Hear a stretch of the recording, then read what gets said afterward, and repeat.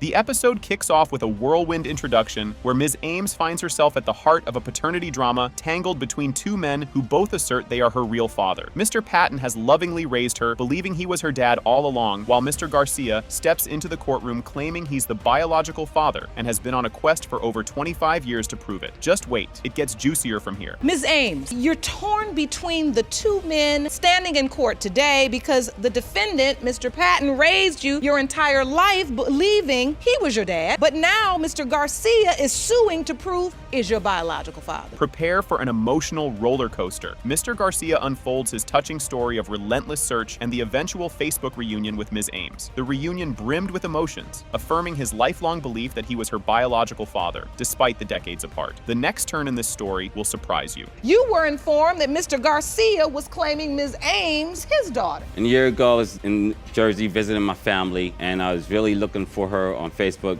wanting to find her because I always called and always asked about her, and I was really looking for her heavy. We found each other on Facebook last year, and we met at my mother's house. This twist is a real eye-opener. Ms. Ames delves into how she stumbled upon the shocking possibility of having another father. After her mother passed away, a family revelation propelled her into a search that led her to connect with Mr. Garcia on Facebook, noticing their striking resemblance. The plot thickens in the next segment. When I was 21 years old, another relative of mine decided to tell me, well, there's a possibility that your dad isn't your dad, that another man is your father. So the name that they gave me, I searched for years. I couldn't find it. Well, come to find out, they had gave me the wrong name. He friend requested. I looked at his picture and I felt the instant connection because I looked just like Mr. Garcia. Things are heating up now. Ms. Ames shares her emotional turmoil and practical worries about her children's heritage and the mysteries surrounding their family ties due to the uncertainty of her own paternity. Buckle up, the emotional intensity is about to ramp up. He was supposed to go back to Florida and he stayed an extra 2 weeks because he wanted to meet my daughter. I'm torn.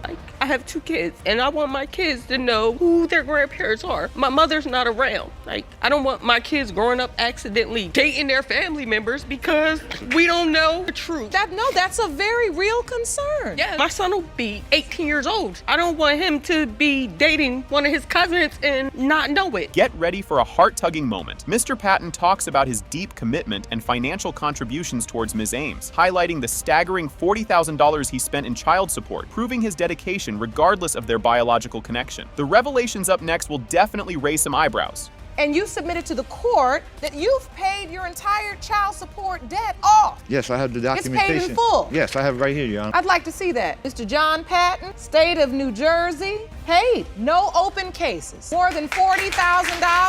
Yes, Your Honor. Jerome, we don't see this a lot. I commend you for this, sir.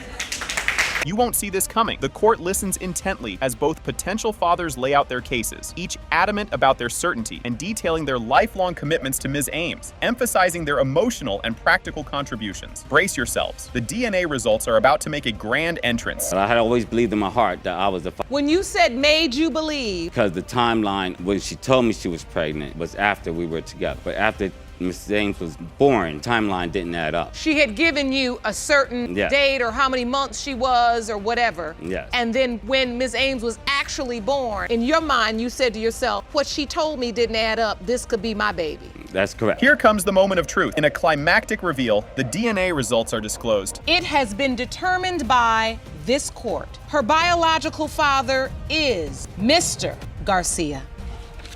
Are you okay, Ms. Ames? Happy to finally know? Yes.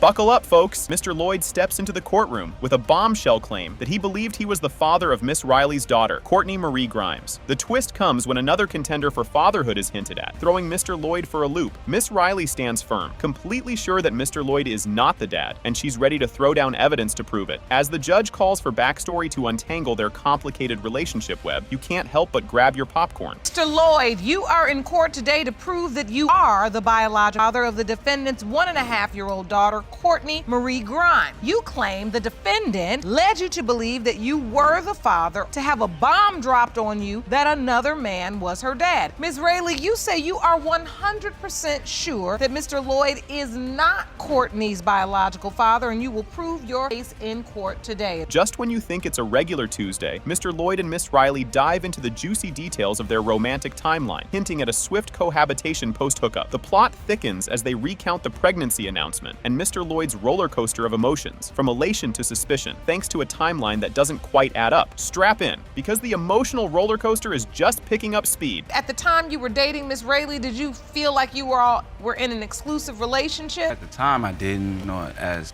it prolonged, I did start catching feelings for her. Actually, we moved together after.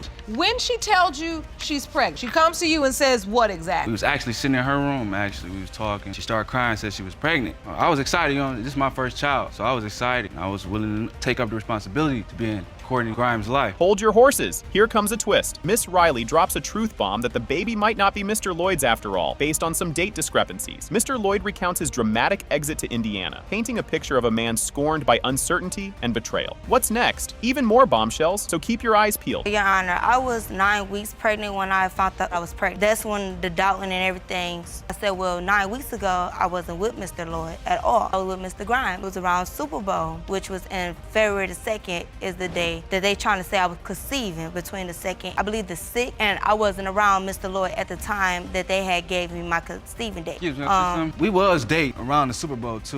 You know what I'm saying? We was dating. You won't see this coming. During the baby's birth, it's Mr. Grimes who's in the room, not Mr. Lloyd, adding another layer of Maury-esque drama to this paternity puzzle. The judge digs deeper, revealing a tangled mess of timings and relationships that makes you wonder if they should just start a soap opera already. The suspense is building, and trust me, it's about to explode. She let me see Courtney Grimes whenever I wanted to. She'd give him his chance and still give me my chance too. She gave the baby Mr. Grimes' last name. She gave him his last name. Actually, I'm the one who came up with the name Courtney Marie. Actually, Mr. Grimes came up with the name. You sleeping with two different guys, but they both picked the same name. How awkward that sound. They both said Courtney. That's what we think is a good name. Yeah. Just when you think it can't get more tangled, the emotional stakes are sky high as Mr. Lloyd and Mr. Grimes vent their frustrations over the murky paternity waters. The duo's candid sharing session highlights not just the confusion, but the raw emotional turmoil of being caught in a paternity pinball machine. Get ready, because the next reveal is a doozy. When Corey, Mr. Lloyd, got out of her life, I told her, give me blood, I give her baby love, basically. I'm tired of her playing both sides. I got 6 other kids that I gotta worry about. She's not finna keep playing with this kid. If Courtney minds, Courtney makes 7. How old are you, Mr. Grimes? 23. Just had a baby.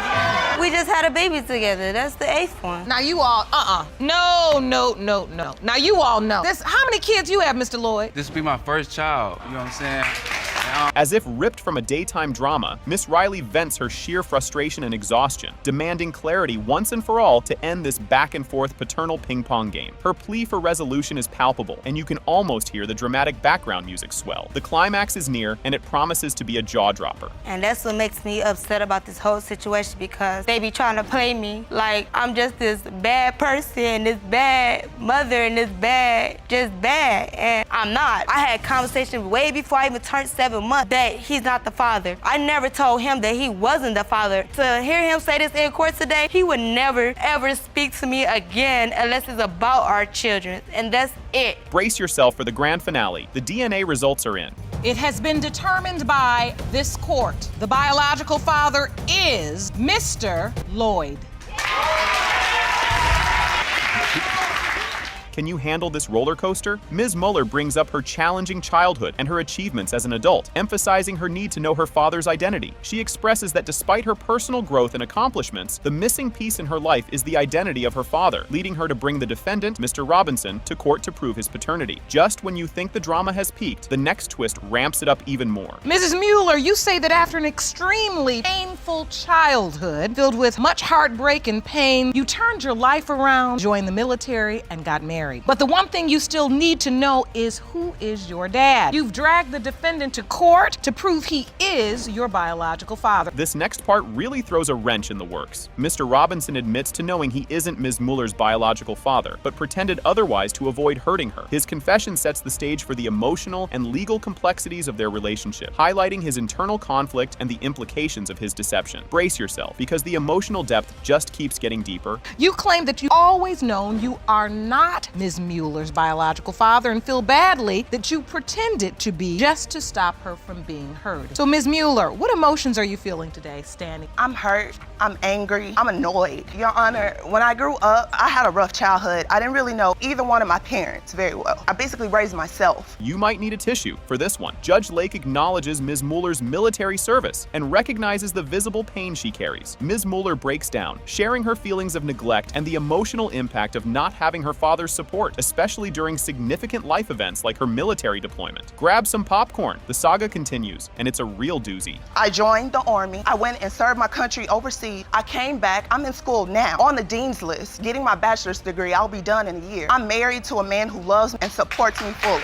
And thank you for your service. But I still see the... I'm so hurt. I just feel like nobody cares. Or like, Your Honor, when I was getting deployed to Iraq. Here comes a curveball. Mr. Robinson explains his presence in Ms. Mueller's life despite his doubts about being her biological father. He details his efforts to be there for her, which Ms. Mueller contests, claiming she felt unsupported and disconnected from him throughout her life. The plot thickens, and you won't believe what's up next. Talk to the court about your doubt, because this is a beautiful young woman. Yes, Your Honor. I've always been there for Miss Mueller, even from the day she was born up to this present day. Even with my doubts that she was not my daughter, I was there for her. What ways were you there for her? I was Because the- when I look at her, she wants that answer. I was always there. I always come visit her. I tried to take her place, do things with her from the birth to this present day. Just when you think it couldn't get any more tangled, a conflict arises over Ms. Mueller's alleged lie about living conditions, which Mr. Robinson disputes. The judge probes deeper into Mr. Robinson's doubts about his paternity, leading to a recount of his relationship with Ms. Mueller's mother and the ambiguous circumstances surrounding Ms. Mueller's conception and birth. The tension mounts, and the next clip will have you on the edge of your seat. You say you have doubt, Yes. but you also say you've always been there for I've her. been there because I've always been a stand-up. I was raised to believe that if you were a father, you take care of your kids, and that's what I did. And do you understand that she believes you're her biological father? Not by the way they treated me, no,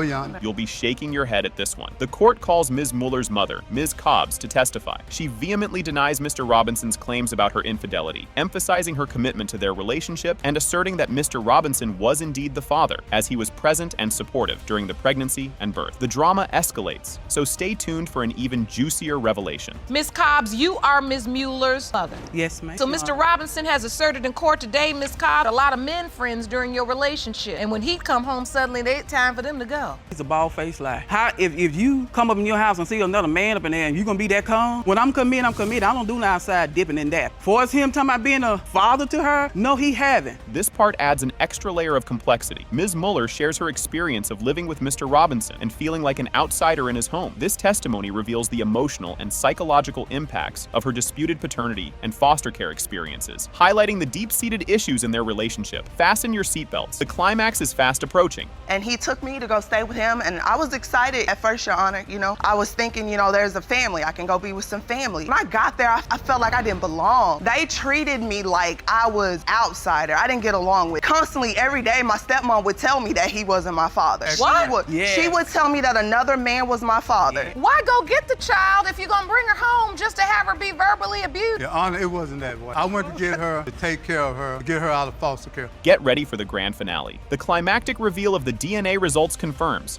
It has been determined by this court. Mr. Robinson, you are her father. What? Bam! That's what I'm talking about. You are the father, sir. Can you believe this opener? The court session kicks off with Ms. Johnson and Ms. Davis stepping up to finally unravel the mystery of their paternity. They spill the beans about a funeral fiasco where a random guy claims he's their real dad, sending the audience into a tizzy. Grab your popcorn, because it only escalates from here. Ms. Johnson and Mrs. Davis, you are here in court today to finally find out if defendant is your biological father. You both claim at your mother's funeral a different man approached you and announced he instead is your father. Get ready for a plot twist. Ms. Johnson recounts a bizarre encounter at her mom's funeral, where a stranger suddenly hugs her and claims paternity, all while she thought Roger Johnson was her dad. The courtroom is buzzing with tension as she navigates this emotional bombshell. Just wait, it's about to get even more tangled up next. Explain to the court what happened at your mother's funeral. At the time, I haven't seen my mother in 4 years. I was at work, and that's how I found out that my mother had passed away. Now, the day of the funeral, when I had walked in, this guy had walked in went behind me and put his hands around me and asked me, how is my beautiful little girl doing? Well, here at this time, I had thought that the defendant, Roger Johnson, was my biological, and at the time, I did not know who was behind me. This revelation will knock your socks off. In a dramatic turn, Mr. Johnson admits his long-standing paternity doubts, mentioning a family friend who might actually be the biological father. The plot thickens, leaving everyone on the edge of their seats. But hold your horses. There's more drama just around the corner. You knew this man already? Yes, Your Honor. So you grew up knowing this is just a friend of your family? Yes, Your Honor. Then he announces he's your father. Yes, Your Honor. Him and my mother when she was alive. When Yes, she Your was Honor. alive, mention that. What did your mother say to you? Mother would say that she wasn't for sure, but a lot of times she would change her mind and say that Johnson, the defendant, was my biological father. Buckle up for more revelations. Mr. Johnson dives deep into his past marital woes, revealing his suspicions about his wife's fidelity and recounting the moment he caught her with another man. The emotional stakes are sky high in the courtroom. The roller coaster isn't over yet, so stay tuned. You're not spending the time with me.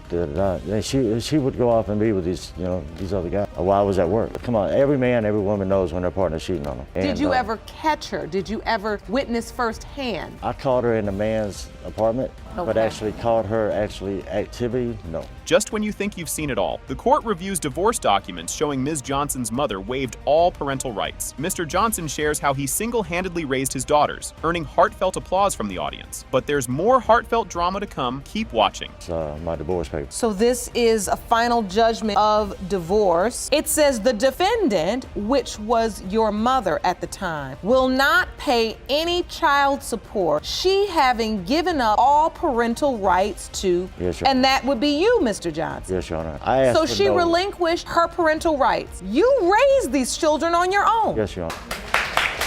Are you ready for another emotional whirlwind? An intense conversation unfolds as Mr. Johnson and Ms. Davis tackle the hard-hitting effects of family doubt on their personal bonds. Ms. Davis wrestles with her identity amid family revelations, adding depth to the courtroom drama. The emotional stakes are about to get even higher, believe it or not. Daughters, they was too young to understand and see the things that was going on, but my son actually seen it with his own eyes and heard conversations that took place. Now as you look at these girls, do you see yourself in them? Do they look like you? I know physical attributes aren't everything. Honestly, I see it in Elizabeth, but as Miss Davis, she resembles a lot of the guy that's supposed to be a father. Here comes the big reveal. The climax of the episode hits as the DNA results are disclosed. The paternity of Melinda Davis. And as to whether Roger Johnson Sr. is her biological father, Mr. Johnson Sr., you are her father. Mr. Sedeno explains his reason for being in court. He doubts the paternity of Ms. Ramirez's 1.5-month-old daughter, Aislinn, suspecting a paternity trap to lure him back. This sets the stage for the case, highlighting the tension and the stakes involved. Just when you think it can't get more intense, it does. Stay tuned for what's next. You are seeking the results of a paternity test for Ms. Ramirez's 1.5-month-old daughter, Aislinn. You claim you two broke up and now you have no feelings for Ms. Ramirez whatsoever. You say she's claiming you are her baby's father in a fraudulent attempt to try to get you to come back to her. Yes, Your Honor. Yes. Just when you thought it couldn't get any more dramatic, Ms. Ramirez admits to a jaw-dropping method of proving infidelity to Mr. Sedeno's girlfriend by making a call during an intimate moment. This revelation heightens the drama and illustrates the complex, strained relationships among the parties involved. Brace yourself. The saga continues, and it's even more outrageous. I texted her first, and I told her that I was gonna sleep. I told her that I was gonna sleep with him, and she told me to prove it. So when we were having sex, I called her on the phone so that she could hear. What? You got on the phone with his girlfriend. Yes. I gotta get this. You said, I'm gonna have sex with my ex, which is your current boyfriend. Yeah, because She said proof. So the way you decided to prove it was by calling her to let her, so that she can hear it for herself. Guess what comes out of the woodwork now? Mr. Sedeno confesses to repeatedly sleeping with Ms. Ramirez, despite being in another relationship and having doubts about the paternity of Aislinn. This ongoing infidelity and the chaotic interpersonal dynamics underscore the complexity of the situation. But wait, there's more chaos to come. just that one day? No, it's been consistent. Only one day. Last few years, we've been sleeping together. 5 to 4 of the guys that she sleeps with daily, so I mean... I don't sleep with any... Are you submitting to this court that you've only slept with Ms. Ramirez one time since you've been in the relationship with your current girlfriend? I keep track of my monthly cycle. I know when we slept together. We slept together just a few weeks ago. Not since I've been back from Atlanta, no. Really? And just when you think you've seen it all, the court discusses a provocative text message that indicates Ms. Ramirez's intent to get pregnant by Mr. Cedeno, potentially as a form of retaliation or manipulation. This moment reveals the depth of planning and potential deceit in the relationship. The next twist is just around the corner, and it's a doozy. 3 minutes later, she's pregnant. So you heard through the grapevine, through a friend, that she was setting you up. Yeah, he showed me the text. Pretty much, I'm gonna get Michael to have another kid with me. Well, I just had a kid with my girlfriend a month prior to her baby that she just had. So you got a baby by your current girlfriend? Yes. Here's the big reveal everyone's been waiting for. The paternity test results are revealed. When it comes to 1.5-month-old Aislinn, Mr. Cedeno, you are her father. I told you. Now you can't deny her. She's your kid. You won't believe how this starts. The story begins with Ms. Wilson openly admitting to an affair with a married man, Mr. McKnight, and she's more than upset. He's denying their 1-year-old daughter, Shakira. She thinks their hidden romance should lead to him leaving his wife. As she pushes for this big change, get ready because the courtroom is about to heat up. Ms. Wilson, you admit to an affair with a married man, and now you are furious that he's denying your 1-year-old daughter, Shakira. You say your relationship with Mr. McKnight may have been a secret, but your daughter isn't, and once you prove he's the father, you want him to leave his wife and go home with you. Strap in for more chaos. Mr. McKnight, alongside his wife, stands firm, admitting to falling into temptation, but strongly denies being Shakira's father. He suggests other men could be the father due to Ms. Wilson's relationships. Trust me, the story thickens even more from here. You are in court today with your wife, and you testify you fell victim to temptation, but you weren't the only man. And you are 100%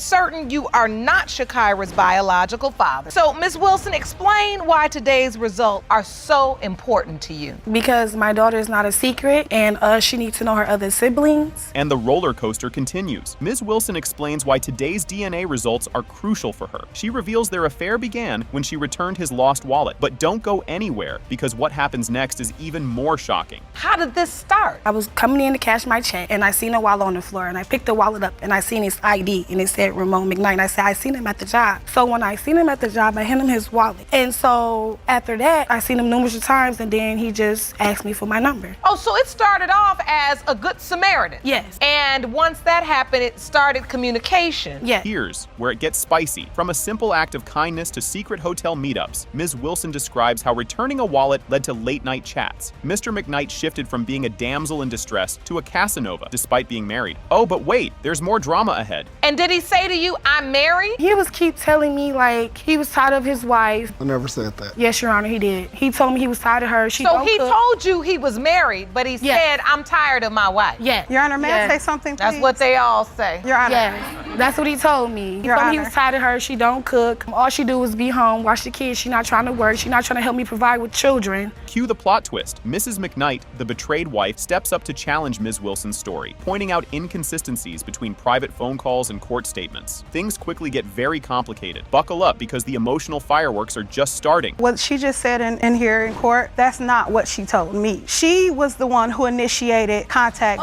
When Miss Wilson contacted me, she said that my husband and her and some other co-workers were all pretty much powwowing. Me and Raymond was having sex every day. Every day we get off of work, he was coming to have sex with me. Where? At your house? At my house, at a room, in the car he bought her. Just when you thought it couldn't get more tangled, the argument heats up as Mrs. McKnight questions Ms. Wilson's decision to continue the affair, knowing Mr. McKnight was married. As Mrs. McKnight fights for her children's right to know their siblings, the courtroom braces for the next bombshell. Had multiple sex in that truck too as well. So let's come on, boo-boo, let's not get it twisted. Your man be sleeping with me every night. And when he lying to you, calling you, saying he's doing overtime, he's with me. Is that something you proud of? No, I'm just letting her know the truth. These are the facts. See, yes, I am legally married to my husband, and that's why I'm standing by him of right now. But as a woman, I don't have to go back and forth with Miss Wilson. I don't have to try to degrade her. I felt like some adult in this position needed to be responsible. Can you handle what's next? Attention turns back to Mr. McKnight, the man caught in the middle. His tangled testimony begins to fall apart, revealing the workplace gossip and peer pressure that fueled the affair. Don't move an inch. The revelations are about to get even more intense. As a married man at your job, supposed to be minding the business that pays you, Yes, ma'am. that you end up trying to sleep with Miss Wilson. It started, as she said, she did find my wallet, but it was a co-worker that used to work with us. And he was telling me like, man, you should try to get her. Did someone say drama overload? The story circles back to the sneaky details of the affair, with Ms. Wilson and Mr. McKnight sharing their not-so-secret encounters. This segment dives deep into the murky waters of deceit and casual flings. But hold on, there's another twist coming. You trying to say that Miss Wilson was promiscuous? Yes, Your Honor. No, Your Honor, like I said, when I found his wallet, he was very flirtatious. Buy me Skittles, Pops, leaving there for me. Where did you all go to have sex?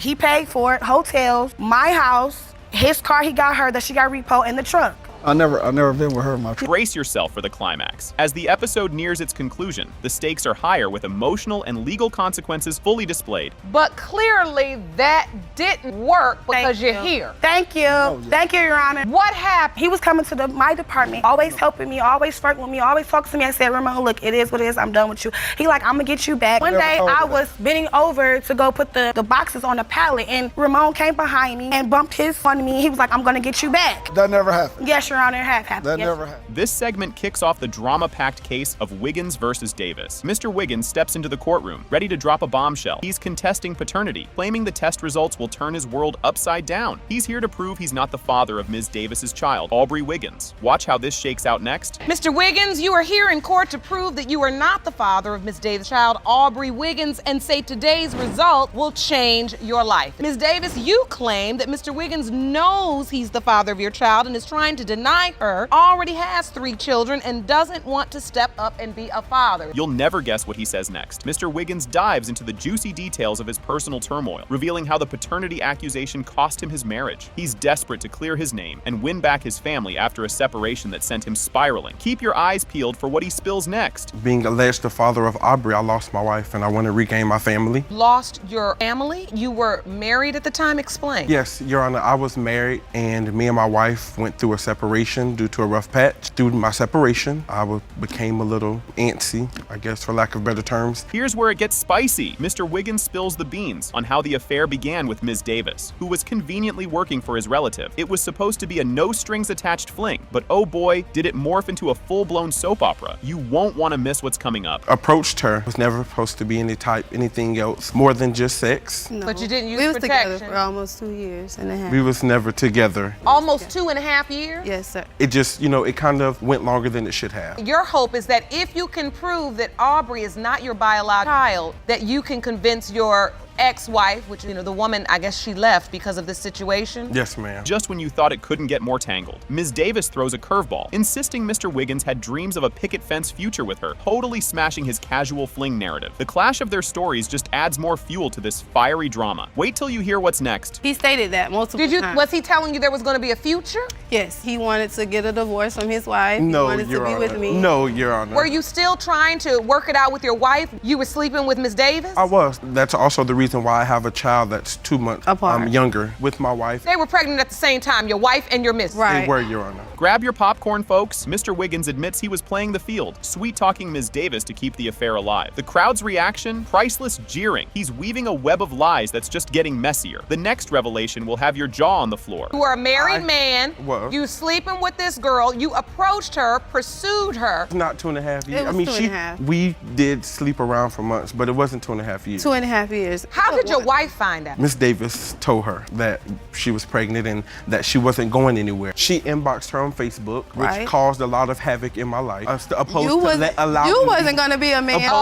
It caused the havoc, or did you cause the havoc? He did, because Right. Hold on to your seats. It's a wild ride. The paternity saga gets juicier as Mr. Wiggins recounts a misunderstanding about another man that casts serious doubt on the paternity of Aubrey. Discoveries about secretive chats crank up the drama to 11. Fasten your seatbelt for the fallout. Decides that he wants to go through my phone, found a little statement about me and the guy it's much more talking. than that, Your Honor. Let's back it up a little. Yes, we did intend to plan Valentine's Day together. However, prior to us going to the hotel, we got into a bit of an altercation. I don't remember the exact details. And my family member seen her be picked up by another guy. That was my cousin. That she claims to be her cousin. Did you see that twist coming? The plot thickens over a disputed birth certificate, suggesting sneaky shenanigans with the paperwork. This pivotal scene could change everything about Mr. Wiggins' claim. The suspense is building, and you'll want to see what explodes next. Did you have doubt when she initially told you she was pregnant? No. Absolutely. No, you didn't. The birth certificate. You know, I was at the hospital. You were? I were. Not when the signed birth it. certificate was signed. I can show you. Is this the exhibit you brought today? It is. I'd like to see it. I'm educated enough to know my own birthday. This is the birth certificate. Apparently she knew my name. This is the birth date that's listed on Aubrey's birth certificate. My birthday is November the 9th, 1990. The one this, you wrote. 11/11/1990. I didn't write anything. And the plot thickens. On the eve of the court showdown, both Mr. Wiggins and Ms. Davis confess to still mixing business with pleasure, despite the chaos it's caused. This bombshell hints at deeper emotional ties and a whole lot of unresolved issues. The climax is up next, and it's a doozy. It's been a while. Last night. No.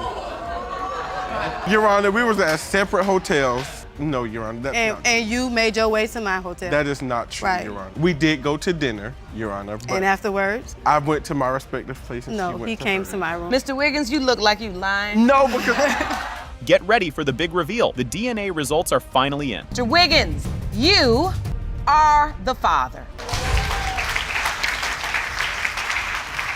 Can you handle what's unfolding? The introduction not only sets the stage, but throws down the gauntlet for a family drama that's nothing short of a soap opera. 3 adults, 2 mothers, and 1 elusive defendant are at the heart of this paternity battle, each armed with their own high-stakes emotional baggage. And if you think that's juicy, just wait until you see what's next. 3 different adults with 2 different mothers brought the same defendant to court today in an effort to prove paternity. Mr. Heron and Mr. Medley, you are here to Mr. Medley Sr. that you are indeed his son. Things are starting to simmer now. Judge Lake steps up to bat, addressing the high-tension claims from Mr. Heron and Mr. Medley, who are both on a mission to prove their paternity, while Ms. Johnson is all about proving that the defendant, who shockingly claimed ignorance of her existence, is indeed her father. As the tension mounts, the courtroom buzzes with anticipation. Strap in, because the roller coaster is just getting started. You grew up without a father for 26 years and claimed when you finally found the defendant, he claimed he didn't know you existed. Yes, Your Honor. Mr. Medley Sr., you say the results of today's paternity test will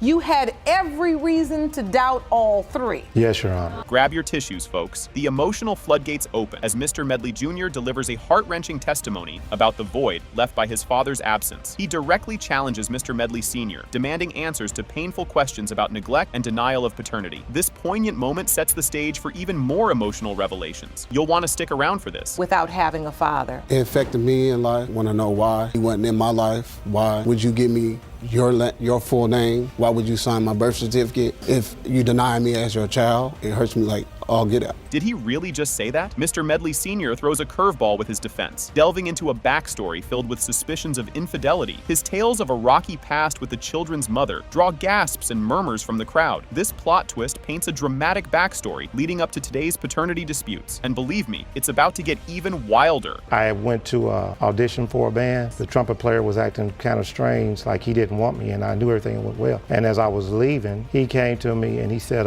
he's like, I know this guy is tripping and everything, but I think the reason he's tripping is because he thinks you're here to start some trouble. I'm like, why do I want to start trouble? I'm a drummer, I'm not. He said, well, she has been with him, but he didn't know that she was married. This moment is a real tearjerker. Mr. Heron lays it all out, confronting Mr. Medley Sr. with a raw and powerful question about his denial and absence during critical life events. This emotional confrontation brings the courtroom to a hushed standstill as everyone absorbs the weight of his words. But keep your eyes peeled, because there's more drama ahead. His mom came down for Christmases, birthdays, everything. Gave us and she everything. treated us like we was her grandkid. She told us no matter what your daddy say, you guys are always gonna be my grandkid. Look at me. Do our door not look like you? Honestly. Spitting in it. And you gonna sit up here and say that I'm not your son? I don't know.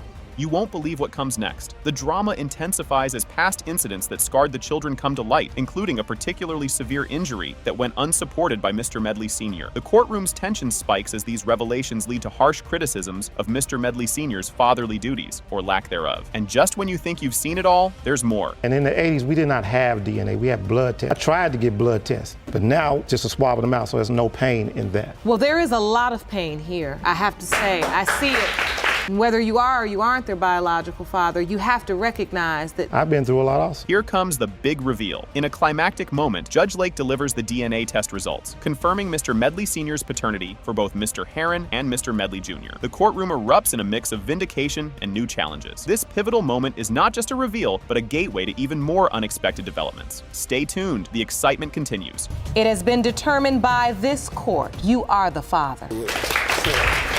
Moving on to the results for Victor Medley Jr. It has been determined by this court that you are the father. Talk about a plot twist. After the DNA bombshells, Mr. Medley Sr.'s response hints at reconciliation, but quickly spirals into blame and conflict over the mother's alleged lifestyle. This leads to a heated and revealing exchange about values and responsibility. And guess what? The emotional fireworks are far from over. They would receive you. Yes, yes.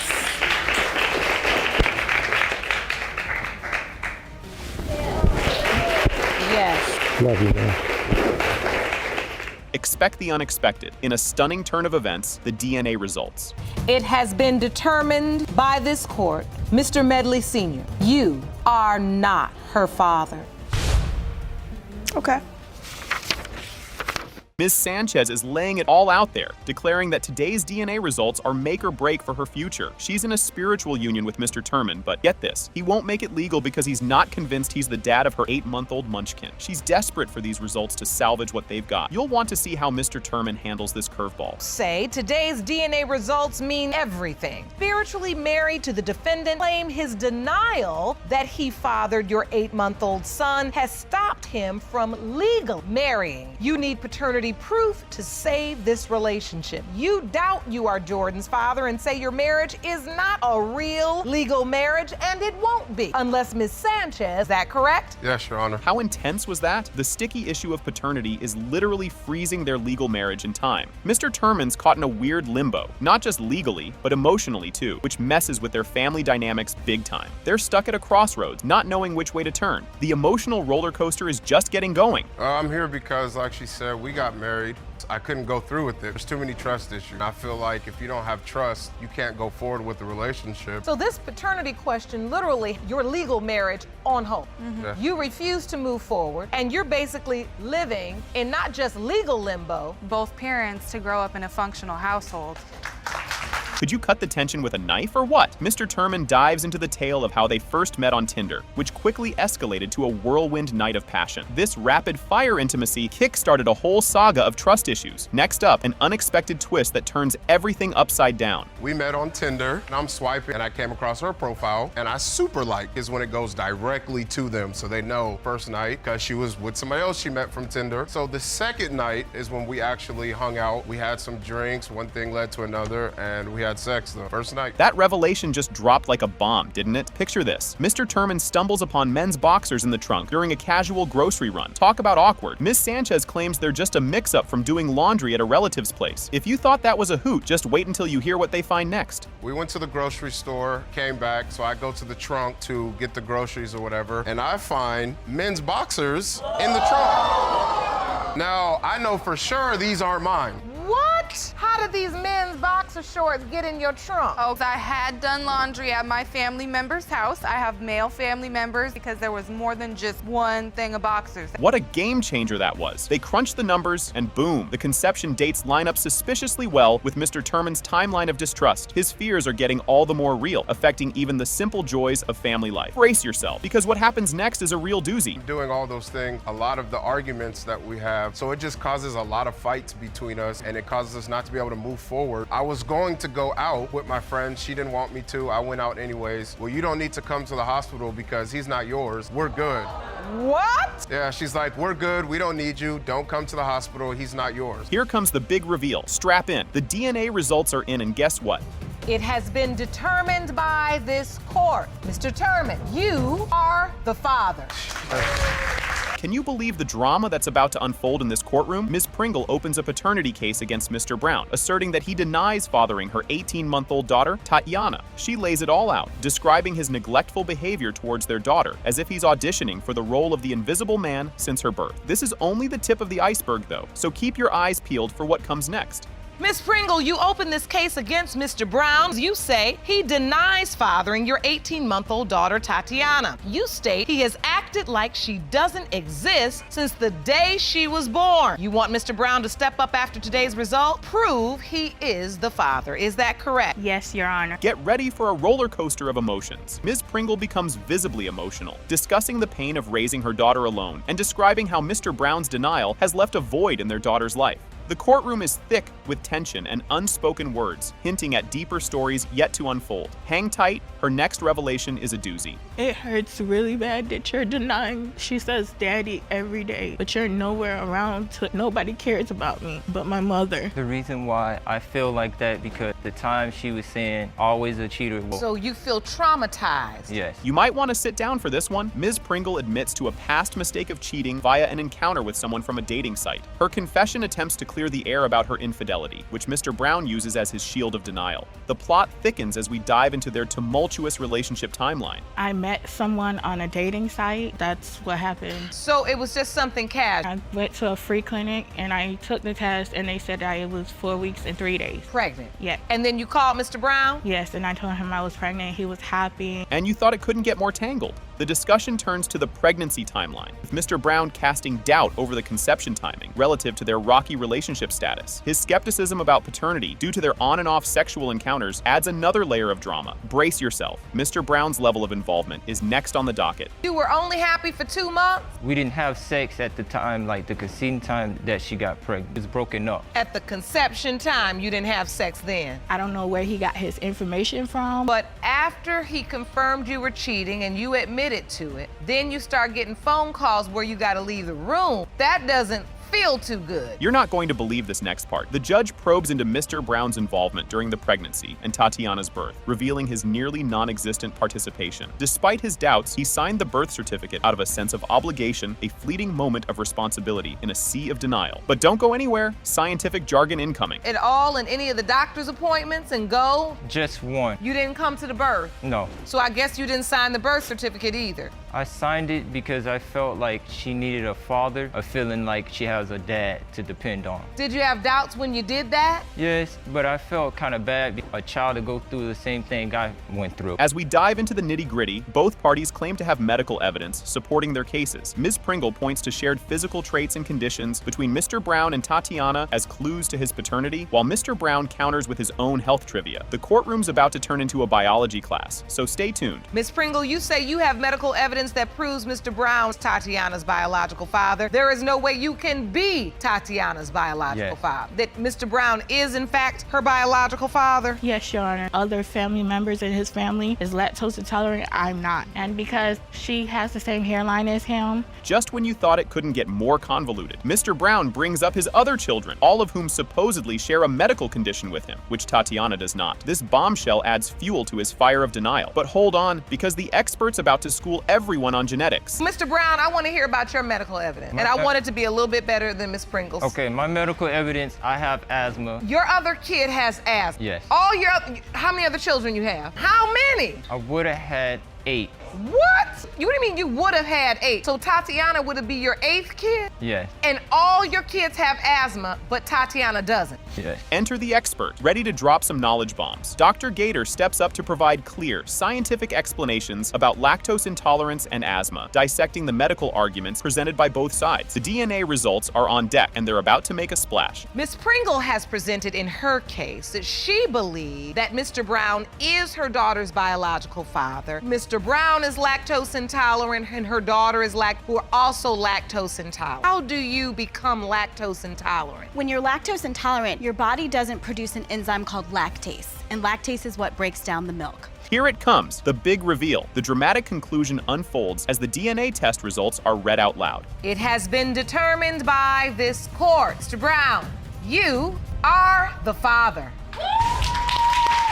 Strap in, folks. Ms. McKeever kicks things off with absolute certainty that Mr. Arnold is the biological father of her 3-year-old son, Kenneth. She's not just throwing shade, she's thrown the whole patio set by requesting a paternity test and suing Mr. Arnold for a cool $1,096 in childcare expenses. Buckle up, because the drama train is just leaving the station. Ms. McKeever, you say you have no doubt that Mr. Arnold, your 3-year-old son Kenneth's biological father. Yes, Your Honor. And are suing Mr. Arnold for $1,796 in child care expenses. Yes, Your Honor. Hold your horses. Here comes the receipts. Ms. McKeever whips out a list of expenses for Kenneth's care, which includes every diaper, shoe, and piece of clothing, adding up to the disputed amount. Mr. Arnold counters by sticking to his guns about his non-paternity stance. You won't want to miss what the judge has to say next. It's a doozy. So, Ms. McKeever, he says he's on support. What does he actually do for your son? Actually, he has not done anything for my son. Been playing a big role in my son's life, far as buying him diapers, if I need money to get my kids clothes. But you've never gotten anything? I never got any. Not a dime yet. And so you're suing for child care expenses you've incurred thus far? Yes. The judge isn't having any of it today. She dives deep into the consequences of Mr. Arnold skipping out on a DNA test, which by default made him the legal daddy. The legal snafu of this is the kind of stuff daytime TV dreams are made of. Fasten your seatbelts. The turbulence is real as we head into an even more tumultuous discussion. Young men in your position, you come to court and you say, this is not my child, Your Honor. And then when I ask, did you have an opportunity to take a DNA test? We get a ride to go everywhere else we want to go.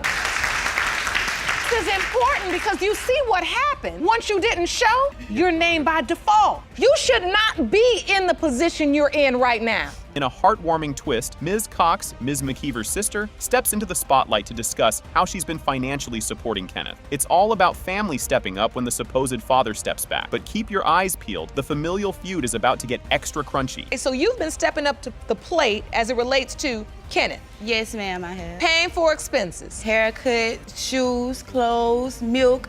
If she calls me, he have it. She's responsible for paying you back this month. And that is, yes. Everything is not being said. There was another young man, kid's dad. Who is this now, young man? After 2 years, now my nephew is being blamed for these kids. As we dive into the he said, she said of Ms. McKeever's love life, the details get juicier. She lays out the timeline of her relationships with Mr. Arnold and another mystery man, crucial for pinpointing when Kenneth was conceived. This soap opera-worthy reveal sets the stage for some major emotional fireworks. Grab your popcorn. This emotional roller coaster is just getting started. The whole time that he was living with me, Your Honor, unprotected. Now, the other young man that I was messing with, December 26th, I end up going to the doctor because I get my 6-month checkup. The lady ended up telling me I was 6 weeks pregnant, was the other dude. And you submitted a calendar to the court. Yes. Mr. Arnold, having sex with him unprotected, you said? Yes. The plot thickens, and the air in the courtroom could be cut with a knife. Ms. McKeever and Ms. Henderson throw accusations faster than a speeding bullet, confusing everyone about who knew what when. The suspense is building, and what comes next? You guessed it, more bombshells. Ms. Henderson, what would you like to add? I just wanted to make sure I understood that on my calendar. If her conception time was from December the 24th, that's 2 days. And then you decide that after this guy comes back,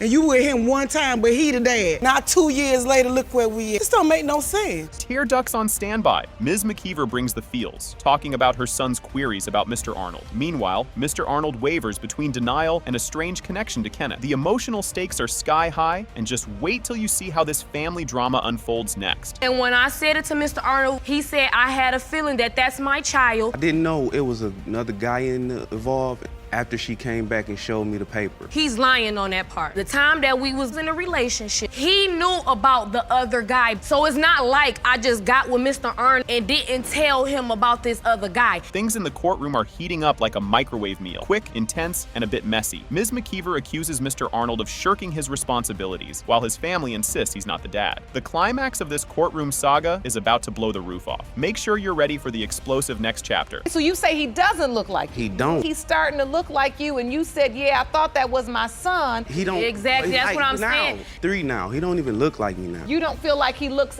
like you at all. First of all, you are 27 years old. You have a problem, or we have any, and worry about your kids. Because at the end of the day. Just when you thought all cards were on the table, the judge lays down the final verdict. DNA results are in. It has been determined by this court. Mr. Arnold, you are his father.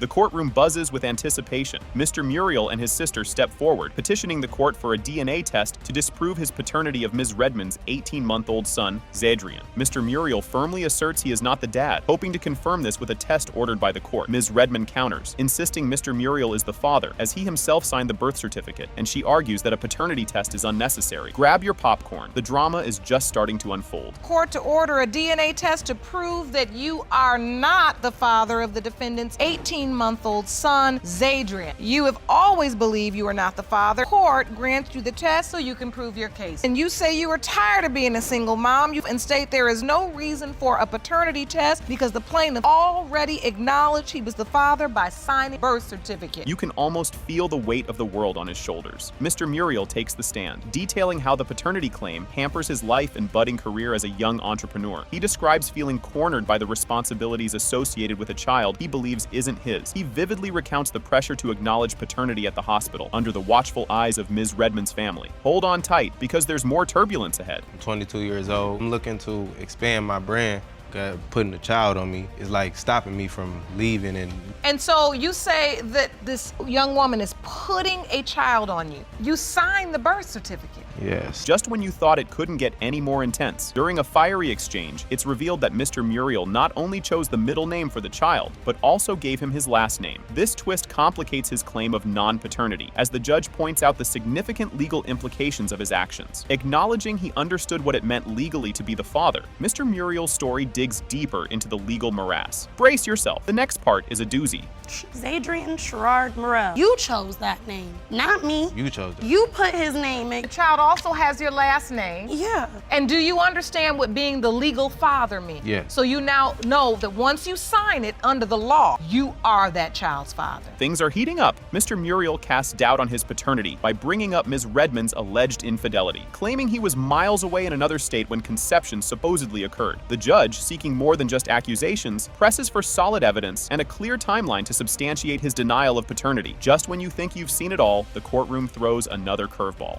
Yes, and I believe she was with other Okay, people. you say you weren't even there. Give me the facts surrounding that. I weren't there. I was here in Atlanta, Georgia. Zadrian's date of birth is what? September 15th. I got the year and the date mixed up, okay? Yeah, Why does your brother know my son's birthday if that's not his baby? You're not going to believe this one. Mr. Muriel recounts a suspicious incident where he followed Ms. Redmond to a questionable neighborhood and confronted a man who emerged from a house she had entered. This confrontation fuels his doubts about his paternity even further, presenting a plot twist that feels straight out of a soap opera. Fasten your seatbelts. The judge's reaction is priceless. Pull up to one of my boys' house. I leave there. I see her vehicle in the neighborhood she's never in to wait. Basically, I watched. I sat and watched whose house she was about to come out of. So I pull up behind her once she comes out and get to the car. And I'm like, who house is this? Who house was you just at? She say some girl name. Show me who you talking about. She's like, no. So I say, I'll go get her myself then. So she gets in the car real fast, turn around, skirt off. So I knock on the door. A dude answers the door. The suspense is killer here. Back in the courtroom for another gripping session, Judge Lauren Lake announces that both parties have completed the DNA testing. Before revealing the earth-shattering results, she allows for final statements, during which Mr. Muriel and Ms. Redmond lay out their emotional and conflicting stakes. The atmosphere is electric as the moment of truth approaches. In our last court session, I found sufficient evidence to warrant ordering a paternity test, and I have those results here for you today. Before I go to the results, I just want to say that is a good person. That is why he signed that birth certificate, because he's like, you know. Everyone in the courtroom is on the edge of their seats. The results are in. It has been determined by this court, Mr. Muriel, you are the father.